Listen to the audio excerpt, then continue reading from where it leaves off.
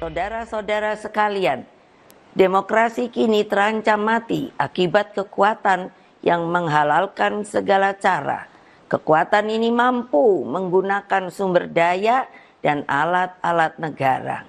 Hal ini nampak di beberapa wilayah yang saya amati terus-menerus seperti Banten, Jawa Tengah, Jawa Timur, Sumatera Utara, hingga Sulawesi Utara, dan berbagai provinsi lainnya.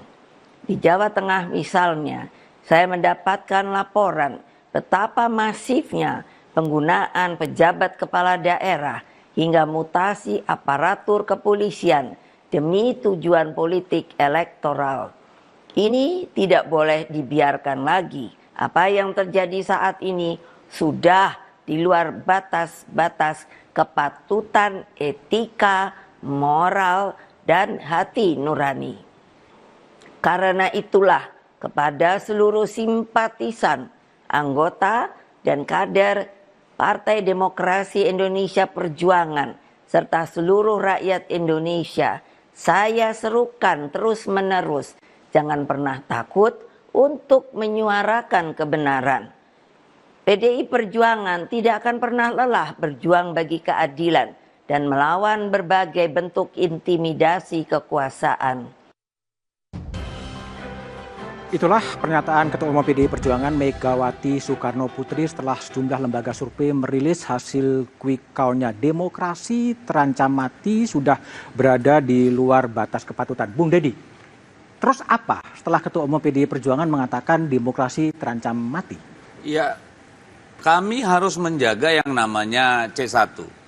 Karena dengan quick count ini kan memungkinkan adanya suatu pembentukan opini yang akhirnya akan meruntuhkan moral force. Sehingga orang, oh udah kalah nih, udah tinggalin aja. C1 nggak dijaga, lalu besok di PPK mungkin tidak semangat gitu. Nah ini kalau terjadi di semua daerah kan beresiko. Padahal kan kita tahu bahwa hasil pemilu ini tidak ditentukan oleh quick count, tapi penghitungan manual berjenjang. Ya kan, jadi di seluruh tahapan itu kita harus fight, ya karena apalagi nanti penghitungan PPK itu sangat vital, karena disitulah dimungkinkan kotak suara dibuka. Setelah itu hanya mungkin di Mahkamah Konstitusi dan itu sangat sulit, jarang terjadi gitu. Jadi kami tidak mau quick count ini kemudian melemahkan semangat kita, semangat perlawanan kita gitu. Karena lebih bagus perlawanan kita terhadap sikap ngawur dari instrumen-instrumen kekuasaan itu kita jadikan energi untuk tetap berjuang pada jalur demokrasi yang tersedia, ya. Karena bagaimanapun ini tanggung jawab kita ke depan, dan dari sini kita akan belajar banyak yang perlu diperbaiki. Bagaimana posisi Polri dalam konteks demokrasi?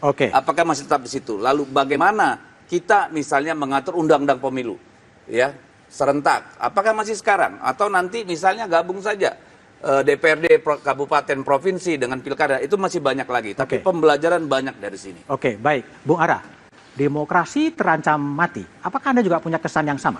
Berbeda sekali, karena waktu Pak Jokowi itu kepercayaan publiknya bahkan paling tinggi di dunia, ya kepercayaan publiknya, betul ya Pak ya. Habis itu Pak Prabowo 85%, lebih tinggi lagi Pak. Kalau rakyat Indonesia nggak percaya Pak. Kalau hari ini ada yang nggak jujur, main ya, polisi juga kepercayaan publiknya tinggi Pak. Ya, kejaksaan juga meningkat. Nah, kalau polisi kita bisa boleh gantian nggak? Ya, silakan biar Ara. Ya, kalau kamu ngomong gantian. Ya. Kita nggak usah kayak anak kecil. Aku mau kasih tahu bahwa polisi beda. Biar Ara. Ya, silakan. Udah, silakan. Nggak apa-apa, silakan. Bukan kamu yang ngatur. Yuk, silakan. Ya, saya silakan. Bukan kamu yang ngatur. Di sini ada moderator. Lewat moderator silakan aja moderator. Moderator yang ngatur, bukan kamu. Makanya saya bilang lewat moderator silakan. Udah gitu ya. Emang kalau kalah itu ikhlas saja. Enggak. Kalau kalah itu udah silakan Ara. Gitu. Kalau belajar negarawan itu pernah menang, pernah kalah. Pak Prabowo itu berapa kali kalah? Nggak usah terlalu songong lah. Ya. Kita terlalu songong. Udah biar Bung Deddy Ara dulu. Dari tadi songong melulu lu soalnya.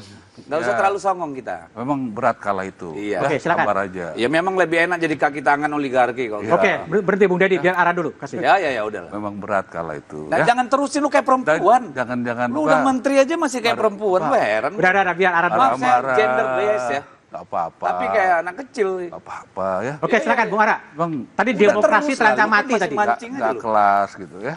Ya nggak kelas tapi lu pancing terus. Udah Bung Ara, Bung Nggak Ara kelas tuh dulu. lu ngomong aja. Kenapa kepancing? Silakan. Kalau memang bagus kenapa kepancing?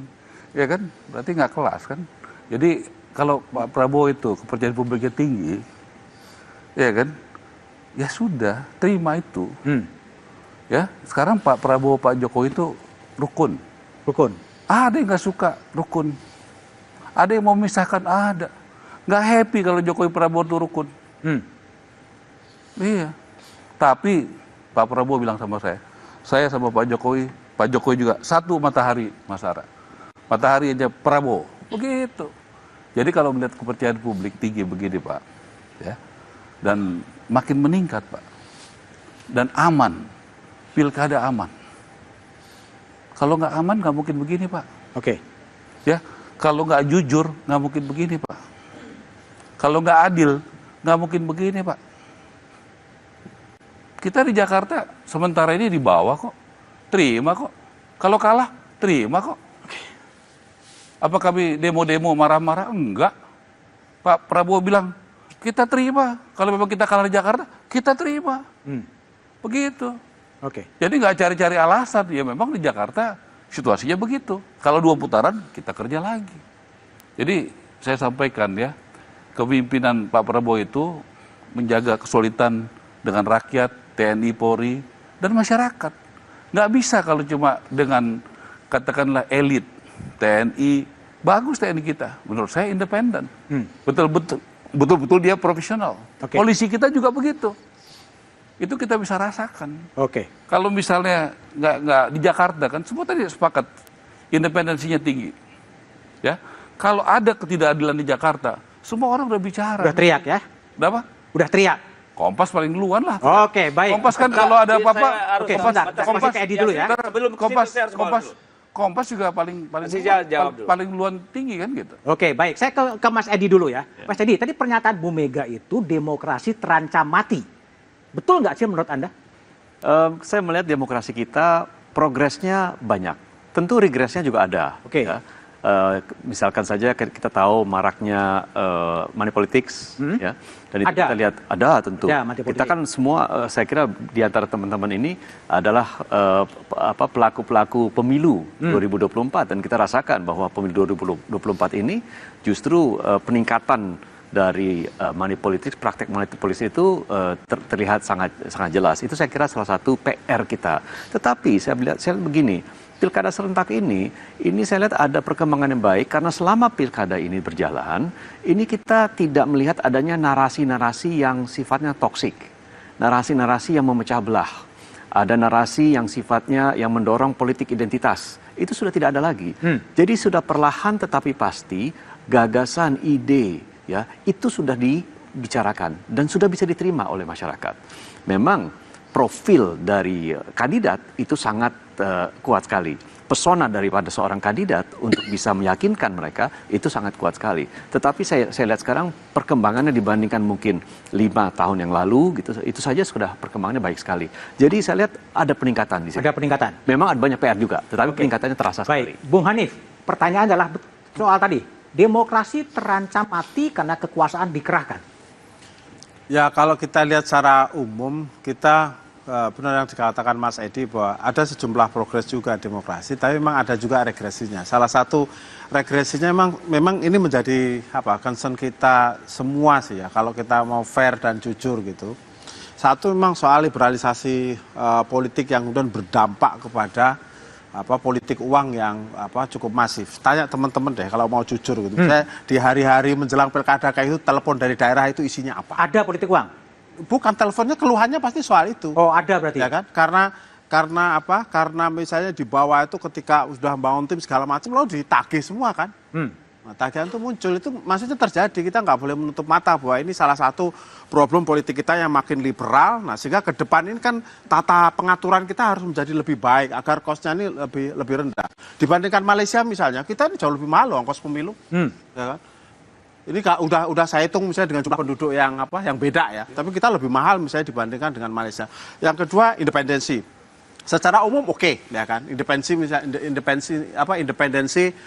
lembaga-lembaga misalnya aparat dan segala macam. Tapi case by case-nya kan kita juga memang menemukan itu. Misalnya di Kabupaten Sika misalnya, ya kan, itu calon saya juga kena gerpol gerakan begitu juga misalnya. Tapi kan case di Kabupaten Sika, di tempat lain kami tidak mendapati itu. Tapi artinya ya kalau kita mau fair, memang ada pekerjaan rumah kita untuk menata agar politik yang makin liberal ini, yang makin mahal ini bisa dikurangi kosnya ke depan dengan membangun satu regulasi sistem politik itu yang lebih lebih accountable gitu, lebih terbuka, lebih bisa dikontrol. Nah, yang kedua, level independensinya dari lembaga-lembaga negara itu bisa terus ditingkatkan.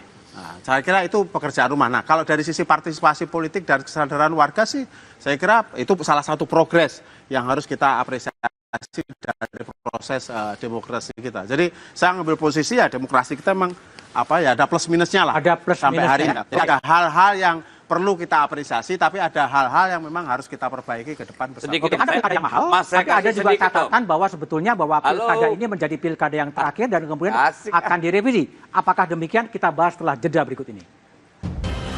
Kasih dong.